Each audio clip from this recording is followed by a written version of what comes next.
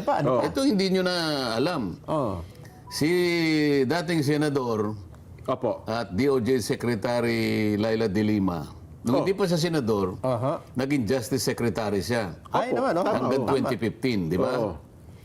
Pero nung i-audit ng COA, 2015, annual audit, COA, 91.8 million confidential fund ng DOJ walang disbursement vouchers. Panahon pa ni Dilima yan? 2015, annual audit. Annual audit report. COA na yan, Kong. COA. Madali, pupunta kayo sa COA. Pwede namin makita po yung 2015 ano po ng Department of Justice. 120 million unliquidated cash advance ng confidential funds. Unliquidated pa to. Samantalang iba, may pirma nga, may piatos nga lang sapagkat kino-cover. Pero ito wala eh. Walang resibo. Walang resibo, yun ang mas mabigat. Pero 120 million yung walang resibo, cash advance eh. Cash advance. Kaya nga, pinoint out ng COA na may problema kasi unliquidated cash advance. 120 million. Yun naman confidential funds na walang disbursement vouchers, 91.8 million. Ano sasabihin mo dyan? Selective eh. So ang gusto lamang nilang suriin, gusto lang nilang puntiryahin, yung gusto nilang sirain. Yung 400 other offices, libre na. Paano ka makakagawa ng isang panukalang batas? Na akala mo yun nga ang kanilang tinutuntun. Akala mo yun ang layunin. Kung yung layunin makagawa tayo ng isang pantay, isang makatotohanan at katanggap-tanggap na panukalang batas, bakit hindi mo i-involve lahat ang merong confidential funds? Bakit ang tinarget mo yung vice presidente? O hindi ba politika? Politika lang. Marinaw na marinaw. Pagkatapos, kunwari, in aid of legislation, ngayon pala impeachment. Maski saan mo kwentahin eh. So, paano ngayon yung manifestong hawak natin ngayon kung napinirmahan ng House leadership? Isang kapirasong papel na walang kakwenta-kwenta. Ganun ba? Paano mo i-describe mo nga ito, Nelson? Baka naman paninindiganan nila dyan. Kong. Yun nga ang gusto kong mangyari, pero sana magpalitaw na kayo ng kahit anong aktual na ginagawa ninyo. Para sa ganon, itong manifestong ito ay nagkakaroon na ng laman. Baka berbo lang ito eh. Dapat magkatawang ano yan. Yung salita, magkaroon ng gawa. Hindi ka puro berbo, hindi ba? Isip-isipin mo.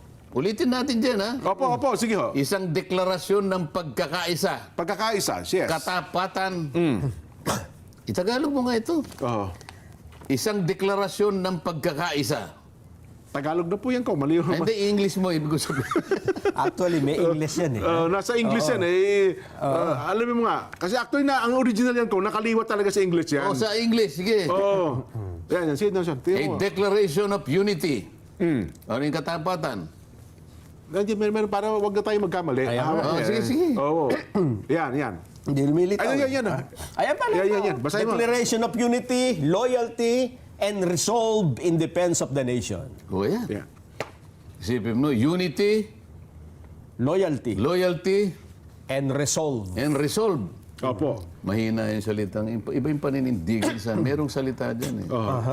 Pero yun po ang original na nakaliwat po sa English. In defense of the nation. Napakagandang titulo ito dyan. Ito ba'y bibiruin mo? Bakit sasabihin mo sa akin ngayon eh, meron ng nangangalap na pirma na naman?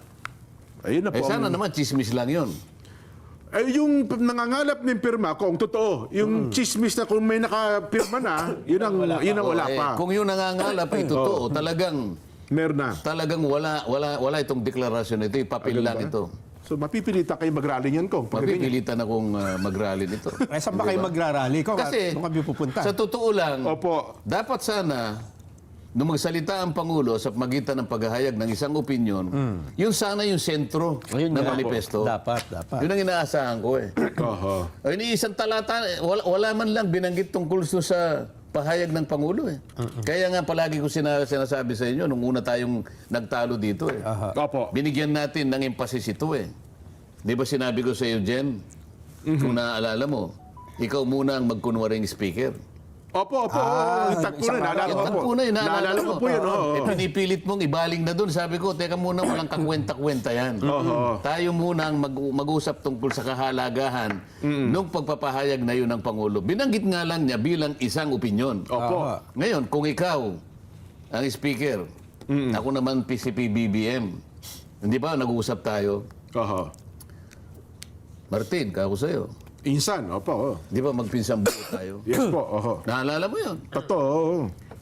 Narinig mo ba yung pagpapahayag ko ng aking opinion? Ay, opo, Mr. President. Sa palagay mo ba, yun ay dapat ipagkibit balikat mo lang bilang speaker ng House of Representatives? Hindi po. May titindigan ko po yan. Susuportahan ko po kayo. Yun naman ang inaasahan ko sa iyo. Hindi lamang dahil sa tayo ay magpinsang buo. Alang-alang sa ating bayan, ako ang Pangulo, higit sa lahat, naniniwala ako na susuportahan mo ko sapagkat ikaw ay Speaker of the House.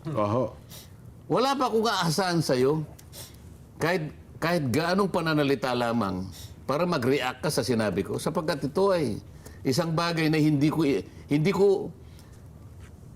inisip na ito hindi mo bibigyan ng pagpapakahulugan na talagang inaasahan ko na maggagawa ka ng isang reaction dito na positibo.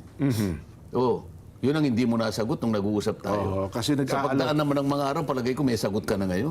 Ano yung sasagot mo? Titindigan ko po yan, mahal na Pangulo. Gagawin ko po lahat ng kaparaanan bilang speaker. Ang ginawa mo lang gumawa ka ng manifesto pero yung aking opinion hindi ko makita rito eh. Hindi ko po Akala ko ba ititindigan mo? Hindi ko po makontrol yung makabayan eh. May sariling mundo ho sila eh. yun ang problema ko ngayon, Kong. Di ba? Sa makatwid, mas matimbang sa iyo yung Makabayan Group kaysa yung ating magiging magpinsan.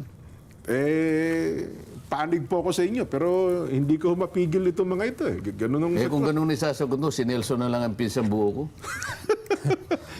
Baka gusto nyo ako nang gawing speaker. Yun nga sana gusto ko mangyari. Kung may ililipat ko nga lang ngayon ililipat ko na Kaya natin pinagtatalunan ito, mga kababayan. Sana'y mapansin po ninyo kung ano po yung emphasis na gusto namin pong iparating sa inyo. Na kapag tayo po ay gumawa ng isang dokumentong katulad dito, ito'y deklarasyon po ito Ang ibig sabihin nito, mahalagang pinag-isang pagpapahayag ng kabuuan ng House of Representatives. Ang mga pumirma rito, Jen. Nasa bandang dulo po, Kong. Nasa bandang dulo. Mga pinagtitiwalaang opisyalis. Bumubuo ng leadership ng House of Representatives. Mga representante ng malalaking Pagka partido po ang politikan. isang institusyon ay gumawa ng ganitong pagpapahayag, isang deklarasyon, kalakip po ang puso Kalakip ang puso. Hindi po dapat ito'y biruin. Kailangan pong patunayan ito. Sapagkat kapag hindi nyo napatunayan, ang taong bayan naghihintay. Matalino na po ang taong bayan ngayon. Madali po silang makahalata kung sila po ay binobola. Ano pa yung ibang salita sa binobola? Niloloko. Yung mas matindi pa ron. Inuuto. Madali. Minamadali para inuuto yung tao. Madali pong makahalata ngayon ang taong bayan. Siguro dahil na rin sa social media. Dakip na po nila yung ako nakikita ko dahil nga siguro sa tulong ng social media, nakukuha na nila yung ibang hindi kagaya noon na puro dyaryo lang. Na yung mga dyaryo naman, nagiging pipit, bingi, lalong-lalo na kung sila po ay alam mo na, natatakpan ng kung ano ng mga papel na mahalagang papel, hindi ba? White envelope. Yan. Sabi nila. Madali po ninyong malalaman kung kayo po'y pinaglululoko na. Yan. At kayo po'y inuuto at idinuduyan po ng ganitong mga pakulo. Pero salamat po sa inyo, manatili po kayong vigilant. Sabi ni At kung sakasakali po na hindi nila paninindigan ito, samahan niyo po ako, mag-rally po tayo. Sabi ni Ka Norbing, binibilog po ang ulo. Yan, di ba? Kita mo si Ka Norbing, alam na alam eh. Napakasakit nung gagawin mo sa tao yun. Isip-isipin mo, pagka, mag-i-election na naman Nako. Gagawa ka ng deklarasyon na hindi mo kayang panagutan. Magkukunwari ka at magtatago ka sa salitang pagkakaisa, katapatan at paninindigan. Pagkatapos pangiti-ngiti ka, tatalikod ka. Kunwari lang po ito. Nako, wag naman sana. Ano, di ba? O hindi ba binibilog mo yung ulo ng tao? Kaya nung kami ni Nelson Kong, sabi namin kung, di ba, ang ating binabanggit nga, Nelson, na para nananawagan para sa pagkakaisa ng ating bayan para magkasundo-sundo, ano, magrarally, abay nung ibang grupo ko parang minasama pa eh. Ba't pa niya kayo magrarally? Tumigil na lang kayo, dinala kayo sa loob ng bayan. Masama pang sabihin namin sa taong bayan na, uy, masyado nyo na kaming ginigipit,